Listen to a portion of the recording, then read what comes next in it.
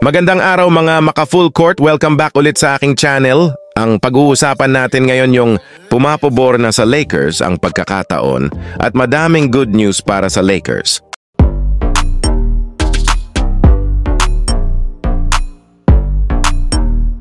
Hindi na listed as out si Jarred Vanderbilt. Wala na rin sa injury report si Christian Wood. Posibleng maglaro na bukas. Listed as questionable naman ang primary point guard ng Nuggets, ang si Jamal Murray, matapos magkaroon ng left calf strain, matapos nga pong bigong maswift ng Denver ang Lakers at maputol ng 11 losing streak laban sa defending champion.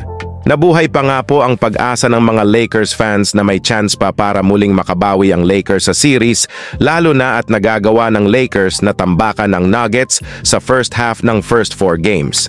Ayon nga po kay Anthony Davis, ang susi daw para matalo nila ang Denver ay mapanatili nilang kanilang offensive game sa second half ng laro, kaya natalo nila ang Nuggets noong Game 4. Malaking factor din sa panalo ng Lakers ang pag-ohm nila ng painted area dahil may total 72 points in the paint ang Lakers, samantalang 52 points in the paint lang ang sa Denver. At yun ang ikinigalit ng coach ng Nuggets na si Mike Malone dahil hindi napigilan ng kanyang team ang ginawang pagdomina ng Lakers sa painted area. At ngayon mukhang tuluyan ang umaayon sa Lakers ang pagkakataon dahil bukas si Game 5 matchup ng dalawang team. Dist questionable nga po si Jamal Murray matapos magkaroon ng left calf string.